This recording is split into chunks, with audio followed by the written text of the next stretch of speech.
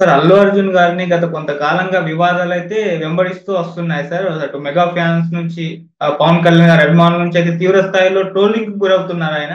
మళ్ళీ ఇప్పుడు ఇంకోసారి వివాదంలో చిక్కుకున్నారు. పవన్ కళ్యాణ్ గారి తో మరోసారి వివాదం ఏర్పడింది, గొడవ జరిగిందని చెప్పేసి వార్తలు వైరల్ అవుతున్నాయి సార్. అసలు ఏం జరిగింది? మరి అల్లు అర్జున్ గారు ఈ విధంగా వివాదంలో చిక్కుకోవడం పైన మీ ఒపీనియన్ ఏంటి సార్?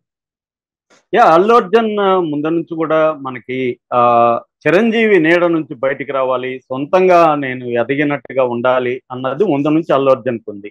అయితే అల్లు అర్జున్ మీద చిరంజీవి ఫ్యాన్స్ కానీ, ఇటు పవన్ కళ్యాణ్ ఫ్యాన్స్ కానీ ఎక్కడ పోయినా అల్లు అర్జున్ని జై పవన్ అని అనడం, అల్లు అర్జున్ కూడా నేను పవన్ ఫ్యాన్ అని చెప్పాలని చెప్పడం, ఇది చికాకు కలిగిస్తా వస్తుంది. ఎందుకంటే అల్లు అర్జున్ జర్నీ కానీ మనం చూస్తే అతను నిజంగా చిరంజీవి వల్ల ఇంకొకరి వల్ల అతనికి కాకుండా తను ఇండిపెండెంట్ ఎదిగాడు. ఆ మాటకు వస్తే చిరంజీవి ఎదుగుదలకు కూడా అల్లు రామలింగ చాలా హెల్ప్ అయింది. అట్లాగే అల్లు అరవింద్ ప్లానింగ్ కానీ, మేనేజింగ్ కానీ చిరంజీవి, ఎందుకంటే ఆయనకి కొన్ని రకాల ఇబ్బందులు ఉన్నాయి. చిరంజీవి ఎవరిని ఎలా మొహమాటస్తుడు, బేసిక్గా ఖచ్చితంగా ఫర్మ్గా ఉండలేడు, అట్లాగే గట్టిగా ఎవరితో మాట్లాడలేడు, గొడవ పడలేడు, అటువంటి ఆయనకున్నాయి. ఆయన హార్డ్ వర్క్, చిన్న స్థాయి నుంచి పైకి రావడం, అవన్నీ ఉంటే అది సరిపోదు.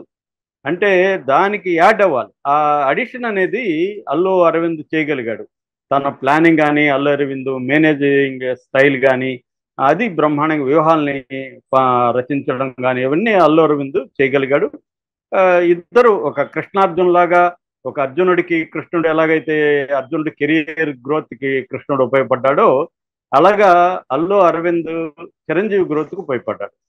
సో తర్వాత అల్లు అర్జున్ విషయానికి వస్తే, కొంతవరకు మెగా ఫ్యామిలీకి ఉండే ఒక ఇమేజ్ కావచ్చు, అదంతా కూడా అల్లు అర్జున్ కూడా ఉపయోగపడింది.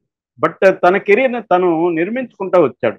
తన బాడీ కానీ, ముందు అసలు తెలుగులో ఫస్ట్ 6 ప్యాక్ హీరో ఎవరంటే అల్లు అర్జున్. అప్పటి వరకు 6 ప్యాక్ ఎవరు చేయలేదు, అల్లు అర్జున్ సాధించగలిగాడు. అట్లాగే అతని ఫేస్ కానీ మనం ఆ గంగోత్రిలో చూస్తే అతనే చెప్పినట్టుగా అసలు వీడెవుడిని పట్టుకొని వచ్చారా అన్నట్టుగా ఉంది.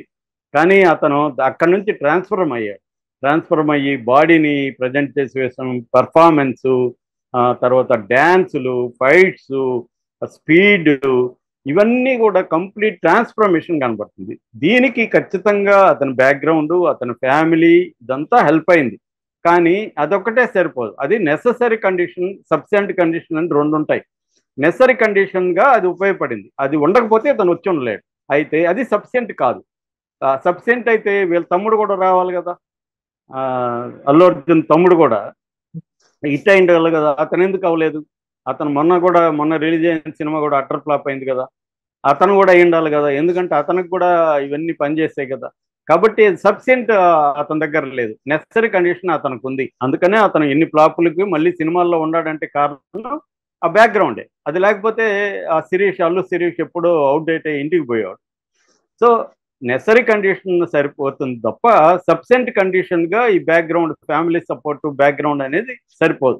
అందుకనే ఒకే ఫ్యామిలీలో ఒకటి డాక్టర్ అవుతాడు, ఇంకొకటి పనికిమాలినోడు అవ్వచ్చు.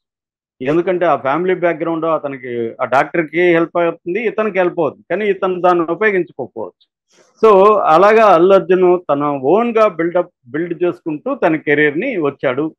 తనకి కొంత సెలక్షన్ కానీ ఇవన్నీ కానీ ఉంది. తర్వాత తను ఏం చేశాడంటే ఒక సోషల్ మీడియా నెట్వర్క్ని కూడా అల్లు అర్జున్ నిర్మించుకున్నట్టు ఇంక ఏ హీరో కూడా తెలుగులో నిర్మించుకోలేదు. అంత స్ట్రాంగ్ సోషల్ నెట్వర్క్ని, డిజిటల్ నెట్వర్క్ని అల్లు అర్జున్ నిర్మించుకున్నాడు. దీన్ని సింపుల్గా చెప్పాలంటే పిఆర్ నెట్వర్క్ అంటారు, అంటే పబ్లిసిటీ నెట్వర్క్.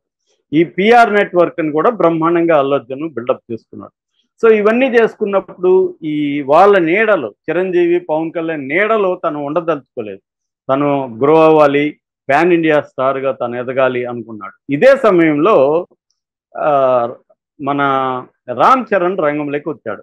రామ్ చరణ్ కూడా అల్లు అర్జున్ లాగే నెసెసిటీ కండిషన్గా చిరంజీవి బ్యాక్గ్రౌండ్ అవన్నీ ఉపయోగపడినా తను కూడా చిరుతలో క్లోజప్ వేయడానికే పూరి జగన్నాథ్ భయపడ్డాడు. క్లోజప్ షాట్లు చాలా తక్కువ ఉంటాయి చిరుత సినిమాలో మీరు గమనిస్తే, ఎందుకంటే తన ఫేస్ని దగ్గరగా చూపించడానికి భయపడ్డాడు అతను.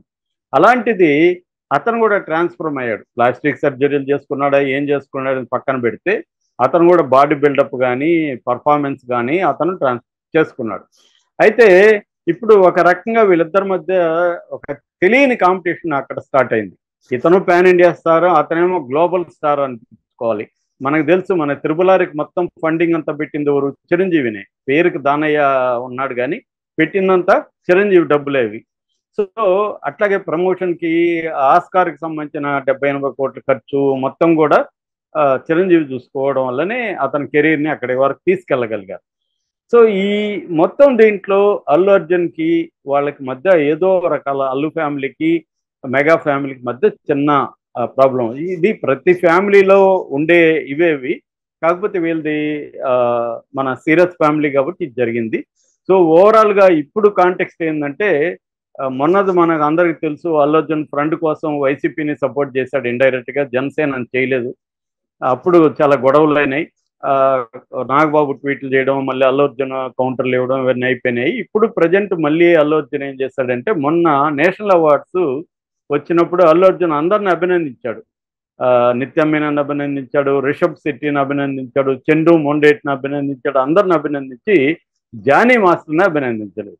నిజానికి జానీ మాస్టరు అల్లు అర్జున్కి అలవైకుంఠపురంలో బుట్టబొమ్మ పాటకు కూడా అతనే చేశాడు. అది ఎంత పాపులర్ హిట్ అయిందో మనకు తెలుసు. అలాంటి జానీ మాస్టర్కి ఎందుకు చెప్పలేదు అంటే, జానీ మాస్టర్ జనసేన క్యాంపెయిన్ చేశాడు. జానీ మాస్టర్ పవన్ కళ్యాణ్ ఫ్యాను, అందుకని కావాలని జానీ మాస్టర్ని ఇతను నెగ్లెక్ట్ చేశాడని ఇవాళ మొత్తం mega fans, Pawan fans, Janasena వాళ్ళు అందరూ కూడా మళ్ళీ ఒకసారి ట్రోల్ చేయడం మొదలుపెట్టాడు. అల్లు అర్జున్ మళ్ళీ తన బుద్ధి బయట పెట్టుకున్నాడు, కావాలనే జానీ మాస్టర్ని అభినందించి. నిజానికి జానీ మాస్టర్ నేషనల్ ఇంకొక అతనితో కలిసి షేర్ చేసుకున్నారు.